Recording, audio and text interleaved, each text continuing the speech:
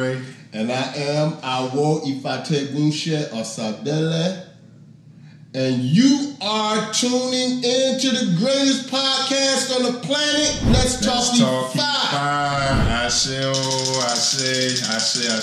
And today we have a very, very special Iya, a special priestess. I say. One of the greatest priestess in our tradition, hardworking, knowledgeable. Her name is Iya Alagba Apetebi Olorisha Iya Osalami Omisore. Welcome to the podcast, my sister. Thanks for having me. I said. And so, how you feeling? I'm feeling great. Ready for this conversation. I said. And so, we're just going to have a few questions we want to ask you about your life, about, the things that you do in the community, where you come from, things like that. We want to ask you those questions. So, we can start by saying, who are you? Yeah. Okay, so you just said all my titles and names. But yes, a lot of people know me as Osalami. I'm a wife, a mother, a priestess, a nurse, an herbalist, a doula, a teacher, a lot of things. I said. So talk about your parents, please. Okay. So I was born in Brooklyn, New York, but my parents are from Jamaica, both parents. So I have the Jamaican Caribbean background. That's how I was growing up. Okay. So can you share with us a little bit about your spiritual journey and how you got into the culture and the IFA spirituality with you? Who did you start out with? Who did you link with? Like, what made you one day get up and say, I'm gonna go see a Babalawo to get a reading, or I want to go see an Olorisha priestess to go get a reading? Okay, so I'm gonna take a couple steps back. Okay. So growing up, of course, I grew up in a Christian household. My grandmothers were both Christian. My dad was, he studied Islam, and he was also in the Nation of Yahweh. My mom wasn't really religious. She just kind of, just a good person. She didn't really take me to church, but she sent me to church. And then from there, I guess, when I was 10 years old, one of my childhood friends wrote a paper on Black Power. And from that time on, I was just everything Black. I was African. And it was crazy growing up in a Caribbean neighborhood because everybody was like, you African. How you African? You Jamaican, you American. And so for me, it just woke something up in me from that time on. So everything for me was African. Every book I could get my hands on about Black people, that's what I did from 10 years old. So that started my journey, as far as being an African, identifying as an African person. So, and you are an Obatala priestess, right? Could you tell us a little bit about your journey? Well, let's first talk about, because I know you. Yeah. I know you. I think I gave you your first IFA reading, I believe, or you had? You did. I did, right. And we did your hand of IFA, right? And I believe it was in that hand of IFA that says you was a child of Obatala. Yes. Right. So can you tell us a little bit about your journey into the priesthood of Obatala? Yes. Okay. So I was getting to that. Yeah. Okay. Let's see. So one day I was at a lecture, and a lot of people that I know in my community were at the same lecture, and I didn't know she was going to be my godmother, but Ye Fidia Fumbalade was speaking on the 9 souls.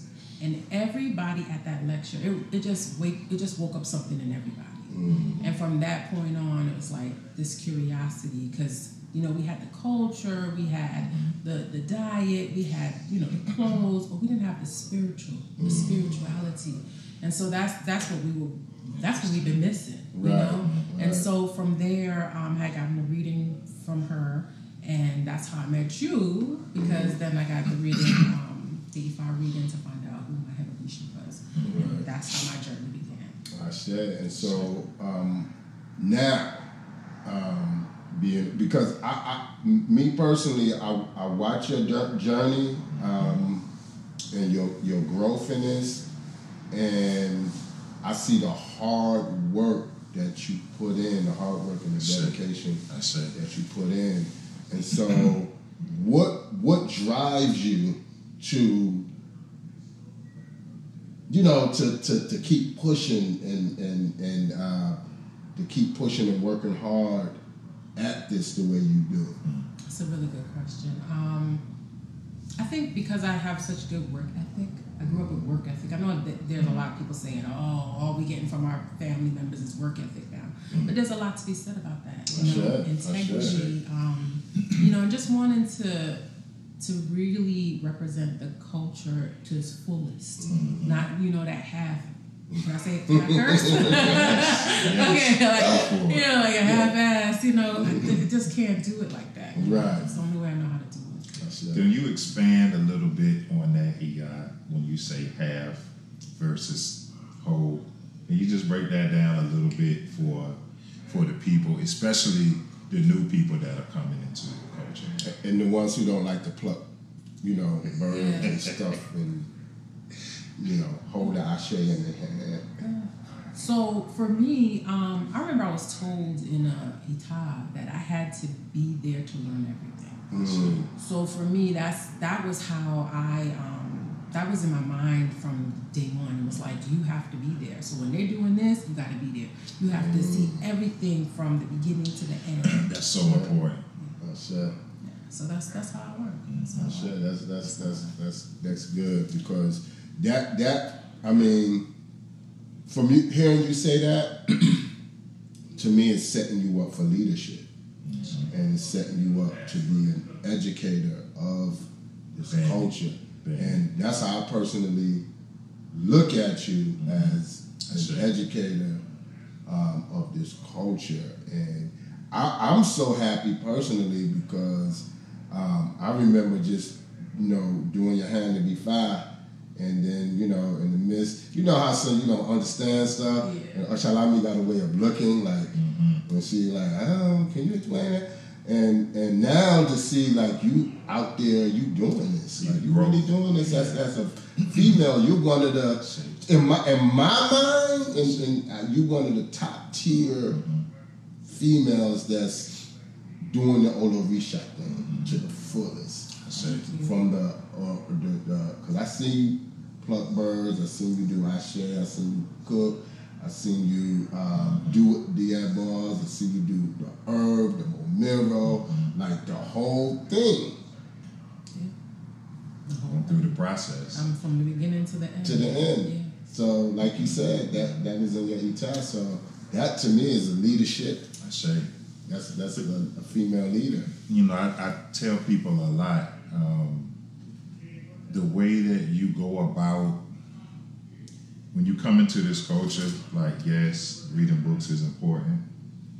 Yes, looking at videos and things like that, that's important. But you have to go places. You have to do things, and you have to be. You got to do hands-on. You got to be hands-on. And because through that, you also have certain experiences that are particular to you. That's part of your growth and development when you're going places and you're doing the hands-on thing. So I try to stress that to people. I can't stress it enough. Like, you got to go places, and you can't just be in your shell in your city. Like, if you are somewhere where your city's not doing stuff, if you want it bad enough, you're gonna have to travel some. You can do it ahead of time or whatever you need to do, but that's just something I always tell people. So it's very important. So is there any tell us what it's like being married to an Alagba? Before that, before we go into other questions, that's gonna take us. Okay. Can you? Is there anything else you wanted to say or fill in as far as your spiritual journey from that time to when you started to now? Is there anything else that's significant that stands out that you want to share, especially for our Obirine, for our female, for our ladies listening? We felt it was important to interview you because we do look at you as one of the leaders in this space. So anything you want to share, anything else you would like to share about your spiritual journey that can either educate or inspire other ladies, women that may be looking at you right now? Wow. Well, specific to women, I would say work with women, work with other women. I don't understand why women don't want to work with other women. We're so powerful together, and I think a lot of times we negate each other. Like we avoid each other, and I think that's rooted in just relationships that women develop and how they develop relationships when they were young, and even their relationships with their mothers. Mother relationships also affect female relationships. Yeah. But I think we really need to start working on women relationships. I share. That's some of the things that I always speak about, even with females or the brothers. It's like, because I know a lot of times with the men who are married and have wives that are into this, a lot of times the wives want to be either to themselves or they want to be around their husbands a lot. But then when you say, Osalami is right there up the street, or such and such is right there up the street, won't you go, mingle with them? Sometimes it gets to be a conflict with that. So like you're saying, women should work together and do more ritual together. I think a lot of women doing rituals together will probably help to bring that relationship back together, because that's what rituals do. Rituals brings people together. And the ritual could just be y'all meeting up and going and hanging out for 2 hours. That's y'all ritual. Right. Shopping, whatever. So I'm glad to hear you say that, because I think in our community, our African American community, that's a big problem. And I think it's something that needs to be worked on. Like it's really needed now. It's almost like an emergency. Yeah, it is. It's really needed, because the women, when you look at we know the state of our youth right now, right? The boys, that's one thing, but when you start getting the girls on that, just no. You know what I'm saying? The nation can only rise as high as its lowest woman. So when we start seeing the baby girls out here, it's just too much. It's not a positive situation, and I think it's like code red for really all our youth, but especially the young women. And in order for the young women for the older women to help the younger women first, the older women have to come together and be on one page to show them that it can be done, and this is how you're supposed to act and conduct yourself as a lady. Well, even if we can't get that, we still have to move forward. We can't let anything slow us down. I think it was Sabon Fusome that said, if one woman in the community is sick, the whole community is sick. So we definitely have to. It is an emergency. It's a crisis. It's a crisis. So we gotta work. Women really have to work collectively. And so please tell us what it's like being married to an Alagba. So that's an interesting question. And we know it has many different dimensions, so feel free to express yourself however you see. This is multi-layered, because again, he's not just the Alagba.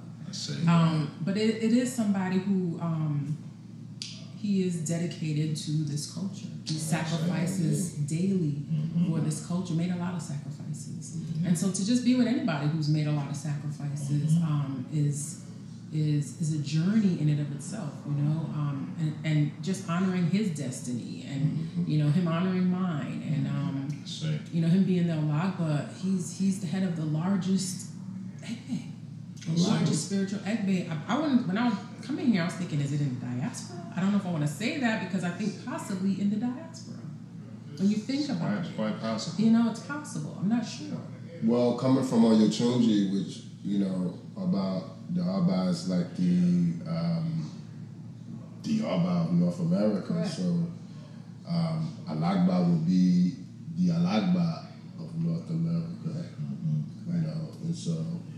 And it's a large egg bay. It may be the largest. Might be the largest. It's the I know largest. it's the largest in Oyotunji. Yeah. Well, it's the largest egg bay around. Yeah. Egg bay Boom Boom is the largest egg bay. Out of all the egg bay Orisha, Yeah, that's what the Boom Boom is the largest. Yeah. And I can tell that from the early morning calls to the late night calls. You know, it's I'm sure. He's I'm on sure. call all the time. Yeah. You know, Yeah. when somebody dies, we get a call. Yeah. You know, when there's crisis or emergency, we get a call. So, you know, it's a constant. It's an And office. It is.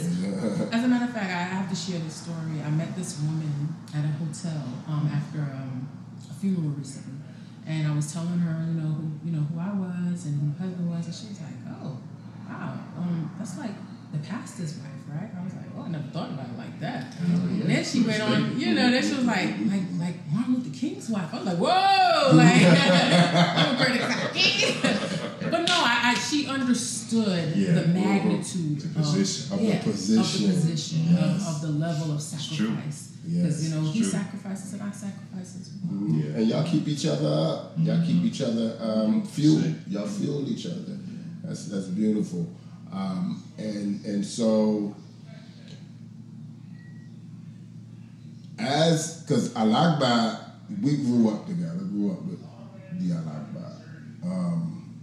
And we kind of always, as young people, we always kind of seen the Alagba as, we knew he was going to be somebody great when he grew up because of the way he carries himself, and very smart and witty and things like that. So we knew because we used to say when we was younger, can't wait till I become a chief. I'm gonna be like this, I'm gonna be like that, and we're gonna do things different than the chiefs now are doing, So we kind of always knew who was gonna be who. We didn't know the positions, but we kind of knew just by each other's character prominence. That this person gonna be. You can be somebody. You're gonna be somebody, right? So we kind of always looked at kind of like all of us like that. KBAC, on down. We kind of seen. Well, we already knew what KBAC's, but the rest of us that hung out together, we kind of always knew just by because they always say, okay, he's gonna be. If I take him shit, he's gonna do something spiritual, or he's gonna be a spiritual leader or something because. That's how I move. And, Alagba, we kind of knew he was going to be somebody up there. So here we are. And now his wife is here. So let's ask the question like this. Give us a couple of challenges or things that may be a little, because we're here to keep it real. We got to talk about both sides. Okay. Some of the challenges of being the Alagba. The challenges are just being available, for the Alagba, and just like traveling with him, supporting him, being at the events with him, the financial support that we give our resources for things for the culture, or I should say, when I say our resources, that's what we use our resources for, right? For building the culture. I don't know, challenges, all of it can be challenging at times, right? Yeah, and just maintaining balance in our relationship because it's a constant. Like right now, you don't see him. He's busy. He's somewhere doing work, When I called him on the way here, he told he holding a goat. You know, so it's constant. Holding a goat. He was holding a goat. Yeah, he holding it or doing it. He said I'm about to be holding a goat, boy. He probably was doing it. But I'm saying, you know, I say all that to say it's our life. It's our everyday life. It's not the weekends. It's not just Mondays. Every day. Every day. Yeah, it's 365. Once a month is every day. 365. And we know that. We can attest to that. Yes. So let's talk about some of the, from your viewpoint, some of the blessings and some of the pros of being Alagba. Blessings, wow.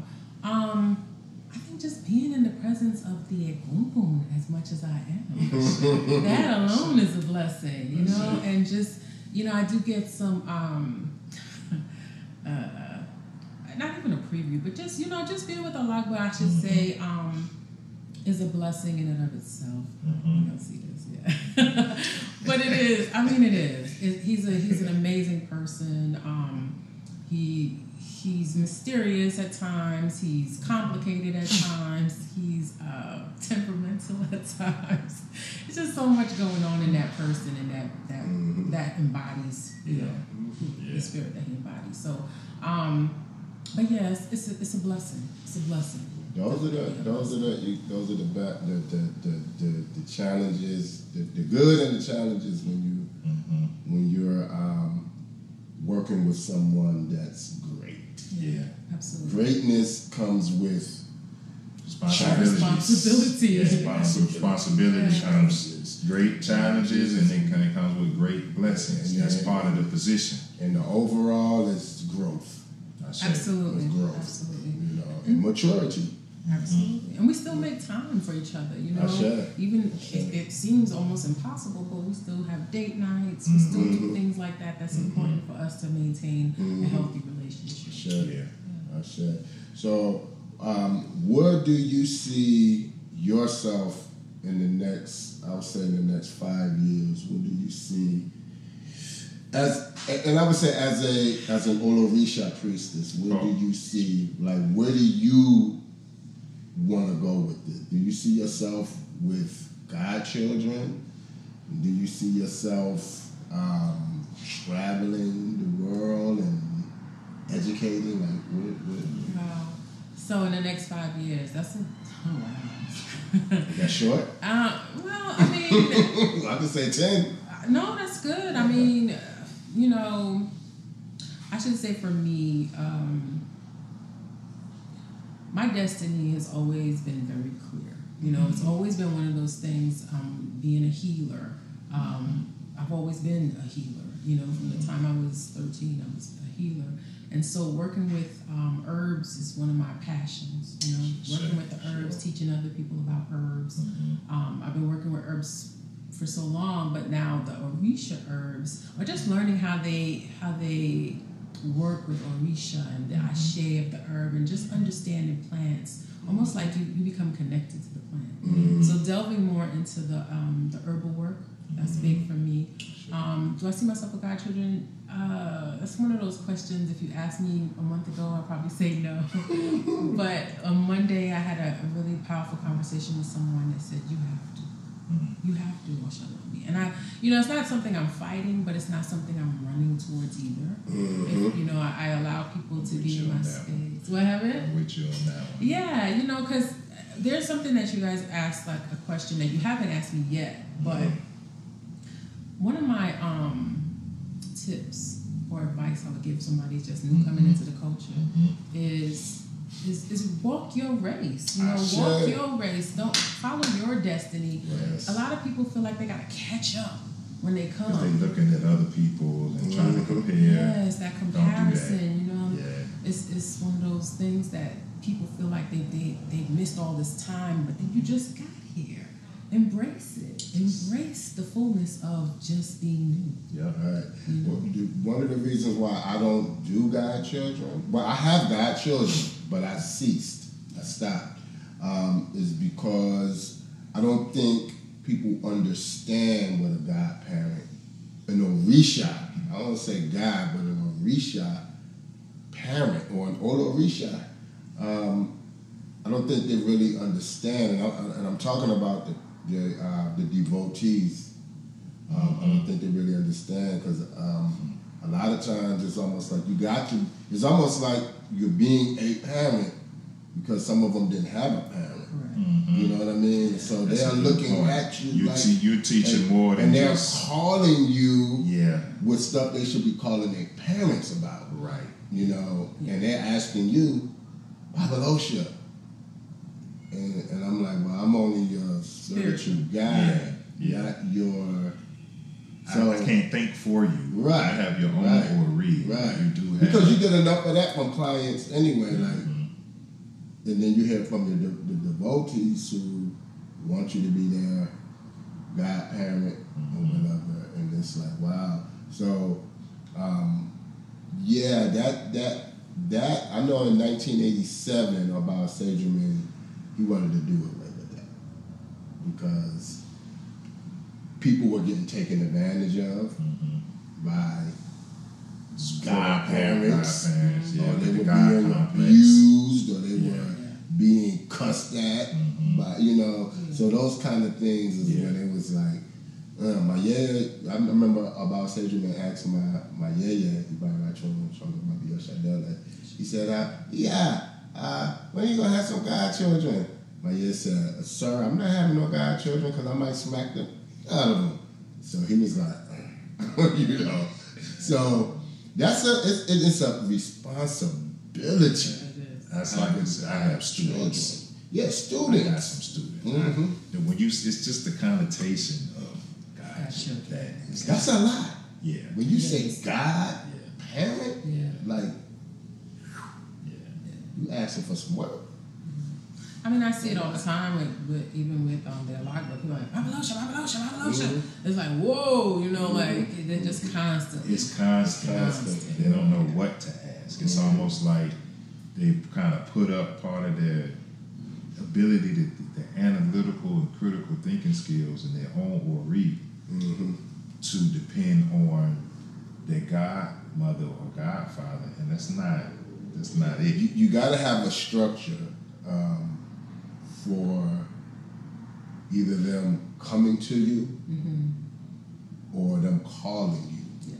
And you got to have boundaries. You got to have, you know, you like got to be structured the blueprint. out. You got to tell them, don't call me and ask me about things like this. You call me and ask me about these type of things. About your Orisha. Yeah. About initiation. Not about your girlfriend. Yeah, the guy is your boyfriend. Not the thing, you know, like for you. Right. Any other tips that you would give people, especially our women, our sisters that are coming into the court? Any other tips that come to your mind that you would like to share? I say, it's good to be part of egg bays, women egg bays, women groups. It's good to trust women. If you can't trust women, I mean, I always wonder about women who don't have any women friends and they don't trust women. It's like, it's a lot of pain. It's a lot of things that they've been dealing with. Yeah. So it's hard, you see that a lot when people are just coming into this culture. But they have to understand the roles that women play. The roles, all of our roles. Men, what the roles that the men play, the roles of women. It's very important to understand your roles and culture, and African culture, period. Yeah. I think that's why a lot of people, I see a lot of women getting initiated to egg bed. And maybe that's because of that, either standing off or don't want to deal with people or just growing up lonely or whatever. But I've seen some women get initiated to egg bed, and it's like, whoa, they had 360 degree turnaround. I've seen some people get initiated to egg bed and they still like, because they're not accepting it. They're not right. The Ori is not, in alignment with it. So, but that's good to hear because, again, this is something that I think because the women are the preservers of the culture. I see. If when the women's relationship gets better, I believe the I know the culture is going to get better because it's the women who remind us this is the culture. Yeah. This Yashana Oyotunji was always like that. She always stayed on our backs about doing things this way. The women are the preservers of the culture. They're going to tell you if you're off or if you're on and how good of a job you're doing. That's the meter that you use to if you want to find out how your community is doing or how your nation is doing, you gotta start looking, you gotta look at the women. You gotta look at the women. The women they give birth. They bring us into this world. So if the women are not together, anything that we do as men, it's not gonna add up. It's gonna be something, it's gonna be off. Yeah. Because it's not going to be as powerful as it could be, as it should be. Right. Because, we're like the face. We have a certain strength and energy that we bring to the table, but everybody knows this. The women are actually the power behind the king. Behind the king in order. Right. Keep him behind the demand of the house and, the kids. And, I think a lot of times women look at certain roles as insignificant or I don't want to do that. I don't want to, taking care of the children and cooking and nurturing. Those things are so critically important because those kids are going to grow up to be healthy. Adults. Healthy. The mama knows what the child needs to eat. All of that stuff. And the child's taboos and all of that. Yeah. And it's like,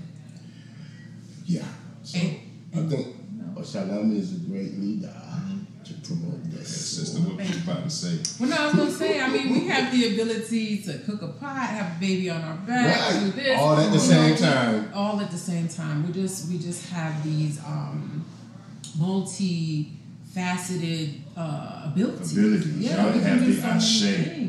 Because, if it's with me, I'll be to drop the baby, burn the food in the kitchen. All of that. None of my food. I'm all right in the kitchen. I can survive, but I'm not that comfortable in there. I'd rather be somewhere out doing something, making some money or some type of something else for the family. And that's just my thing. You know what I mean? What are some ways that you think that we can solve the problem? When you said a lot of women don't like to come together or communicate, what do you think we need to do to fix that? I know that's a heavy question. So, just, off the top of your head, what comes to mind, with that?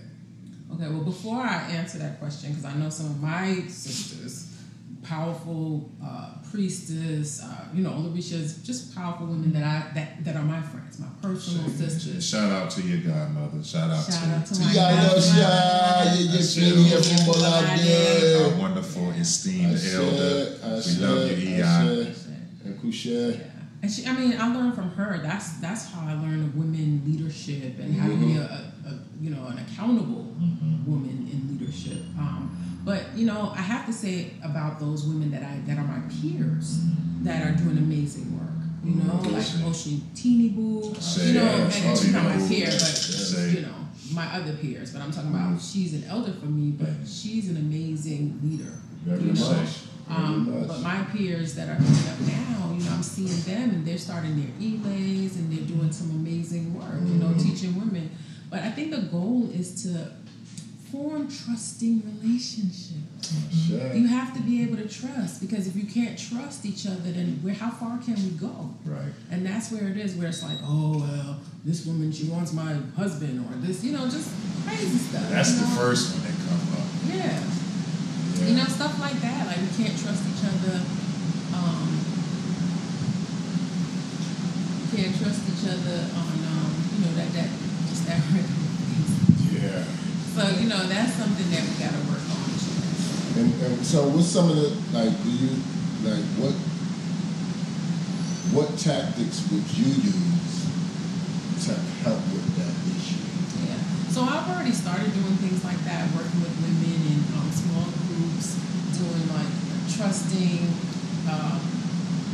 rituals, exercises, just things that help people open up and to kind of delve in and do the work. You know, we keep saying the work, but the work, personal work. Shadow work, the work that you have to do on yourself, healing from that trauma, that individually that you have, and then collectively leveraging your sisters to help you, maybe come through. Some of it you have to work through yourself, but some of it you're going to need a hug. You might need a group hug or some motivation or some encouragement, like, you know what I'm saying, from your sisters. And some cleansing. Sometimes you got to release the old hurts, release the pain, release the betrayals. Things that have happened to you. You can't hold on to that forever. Yeah. That release is going to help you move forward into the future. But a lot of times we hold on to something, and then we become physically ill. Physical illness comes from that. And you're right. Like, until you do that, I know a lot of women, they'll go here, but they're scared to go further because, like you said, the trust issues, fear.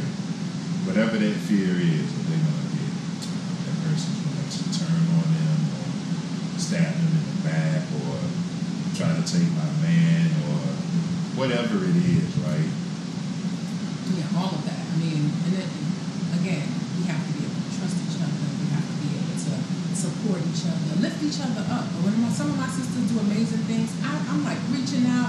I'm always like calling them, congratulating them, because their win is my win. There's no competition with my sisters. You just said it right there. That's the mindset, right? Collaboration over competition. Like, if I see you doing something, that should inspire. And this is for men and women. You should be inspired by somebody that's doing great things. Not hating on because you can't do it, because you're jealous, or you feel like you said earlier, the whole thing of comparing yourself to other people. You gotta walk your race and tell time by your wristwatch. It's your destiny. Everybody's destiny is different. So you do something great, it'll inspire me to do the great things that I need to do. That's for my destiny. That's like you said. If I win, you win. We all win together. We all win together because it's for us. Whatever you've done great is for the betterment and progress of us. Exactly. Like all the wins that my godmothers had, that allows us behind her to come up and win. To come up behind us. So that's what it is. I'm paving the way for my children. And that's what I want to see them be able to do. And I don't want to just leave them pots. I want to leave them legacy. I want to, and I hate to say that, but No, you are so right. All the time. You don't want to leave them no pots. Yeah. Not just the pots. Not just the pots. Without the understanding and the wisdom behind wisdom and Because let's break it down. If I do leave them, I got to take care of something. No, I want them to understand what the sacrifice was for me and all the work that I put into it, all the blood, sweat, and tears. And I want them to understand how this is going to further their life. Versus I got something to take care of. I got something to take care of. Lord, I got to feed. I had that conversation a long time ago with Chief IFA. He was like, these young people, they don't want to take care of themselves. Like that's what he was talking about. That whole thing, I got to take care of something. Not understanding the deeper meaning behind it, the significance of it, the relationship that you have, and the importance of the role that Carisha played in our life. Like, it's not just a pot. Right. Yeah. But unfortunately now, yes, these pots and titles are what we want to say. These pots and titles. And they're not looking at the wisdom behind them. They're looking at the pot. But they're not looking at the wisdom and the knowledge and the sacrifice, like you said, that it took for you to even gain that wisdom. So much. That knowledge of practical whatever it is. Yeah. You got all this stuff, and your life is like not just unhappy all the time. Stuff is chaotic. You don't have your basic food, clothes, and shelter is a problem. Okay, but on social media, boy, you look like Queen Orisha. TV. Looking like everything is all. No, they're looking like Oshun. Looking like, I am Oshun. What you talking about? I am Shambo. I know, we talk to a lot of people. And they say, don't put yourself in that position, calling yourself an Orisha, because you might be, you don't want to know your resting place. You don't want to, don't toy with that energy, you know. I mean, today all you gotta do is have a nice camera and that makeup game going on, and you can make your whole life look good. Filters and all the that. filter and all of that, you know, and instead of just really having a good life. Right. Like, you know what I'm saying? Like, when I think, you want to look like you have a good life versus actually having a good life. I think people may not know. They might just know what a good life is. And so they put the camera on and the makeup and a plastic butt and, you know, all of that. And having a good life. And this is not just directed to women. No. Anybody can be. Yeah, I know about men. We know some men that definitely. You know, they got man units and everything, right? Yes. So, you know, I mean, it's just about the fake, you know, like camouflage and what's really going on. And then just to say also, no bashing, but sometimes when people come into culture, it becomes this like mission to collect pots. Collecting, and it's like that's cool. That's another thing. Like it's like a collection. Like get my whole bottle. Yeah, like Pokemon. You know, like you're not collecting Pokemon. I don't say that because it becomes this obsession versus growth with each Orisha, connecting with you know that entity. This is huge. That deity. Like, how do you just go from one and then go to the next one and you just you just collecting things. You ain't even fully got, you know, the relationship with this one or these couple, you know. Collecting pots, initiations. I think it comes for some, and this is male and female, it becomes a power thing, or at least a perceived power thing, right? And that's not it.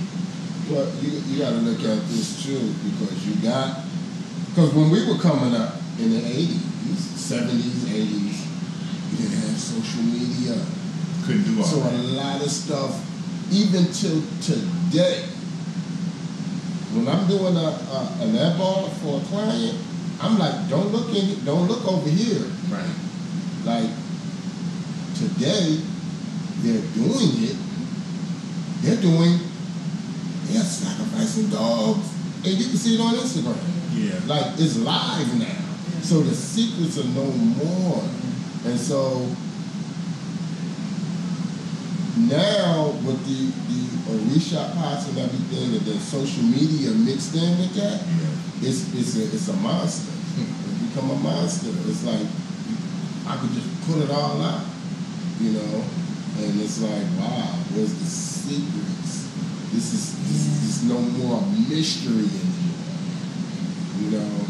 And I know we came up on that strongly because when we were coming up, if you got touched by a gungun, when I was a little kid, you got touched by a gungun, oh my God. I run into my yard, I gotta get initiated to the gungun society because the gungun cloth touched me. What am I to do? You know, like that. Nowadays, it's like you can walk right up to the gungun, start dancing, cloth with the agan is knocking them, and they don't, you know, it's like, it's different. It's show. Yeah, the social media is showtime. Like Iya said, you know, that's a whole epidemic right now, that thing. And unfortunately, there's so many people that are in the culture now that are really missing that point. Yes. But we talk to them all the time. Okay, you got 5, you got your warriors, you got like a couple other Orisha. You initiated maybe to 1 or 2 Orisha, but you ain't figured it out. You know what I'm saying? It's like you skip some things. Right? Because you should have had some basic things together before you accumulated all this stuff. Like home from home. Yeah, it's basic like discipline. The discipline, like you said, the basics. Patience. You know, humility. Like Iya said, it's the microwave, it's the BBL. I don't need to work out for 6 months. I can just go get the surgery. Mm-hmm. You know what I'm saying? I'm very much on the discipline aspect of the whole thing. Like taking your time. Okay, you got a shoe. No, you got your leg case. Study. So I'm gonna give you a test. Right. In a week. Right. And I want you to tell me about the colors and tell me about each of them. Yeah, you're right. Then you're still not gonna get a reach about because you gotta go through rites of passage. You know, Male society or the women's society. Right. Like those things I think gives the discipline and the patience and humility, because one thing about Egbe, when you're part of a group, some way, somehow you're gonna get picked on. But what that does is it helps you, it gives you that push to learn, to study. Because I don't want to be embarrassed in the midst of my egg day. So I got to study when Luca, the teacher, comes and tests me. I want to know because I don't want to be embarrassed. That's how we came up. You know, we came up. So those things now is you can be a serial killer and get the money and go get these shit till you die. They don't know you a serial killer, but it's like that. It's come up when they do that down 5, but you know over there this is the bread. They're gonna talk about that after you pay. Right. Yeah. I mean, character is so important. You know, developing character. That's where the relationship comes in. If you don't know the person, you don't know their character. You know, how do you just meet somebody and now off the whim it's like, yeah, you're gonna be this, we're gonna do this, and it's like, well, let's back it up. Let's back it up and turn it down a little like, bit. is that how you turn the volume down? Volume down. Wow. So, I'm just so happy to see you here and sharing your wisdom and your knowledge and your upbringing and everything that you bring, which we're so happy to hear. We would definitely like you to come on again. Oh yeah. Talk about some specific topics, you know, especially for our women. I know viewers. Definitely hope to see you in the next 5 years. Doing some great turn. Great turn. You're doing great work. And if you don't know, I gave you 85. So I watch you through the years and your work. So you're doing great work. You're doing great work.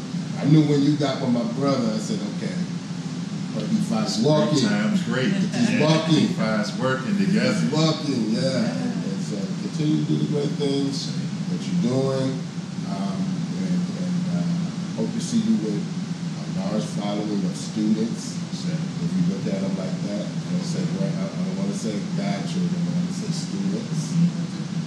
And doing your thing, doing what you do. Do you have any parting words for our sisters that may be watching?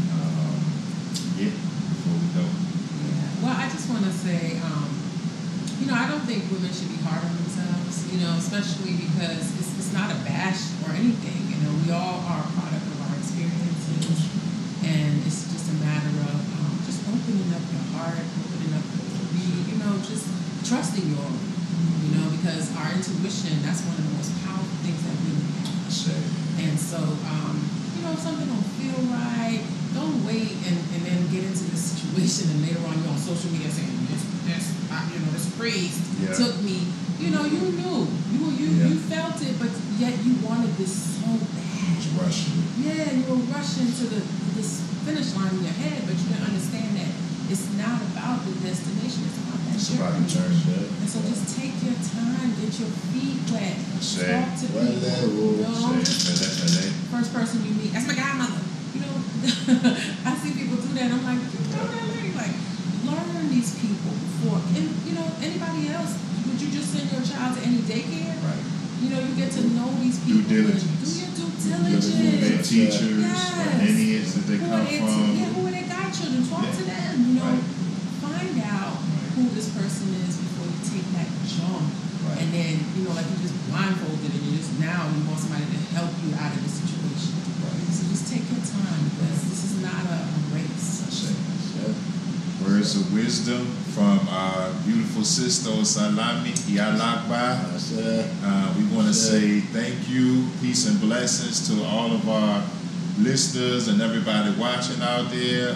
Thank you for tuning in to Let's Talk IFA. Please like, share, and subscribe. This is Awo Ifa Jamini and Awo Ifa. And you are tuned in to the #1 podcast on the planet.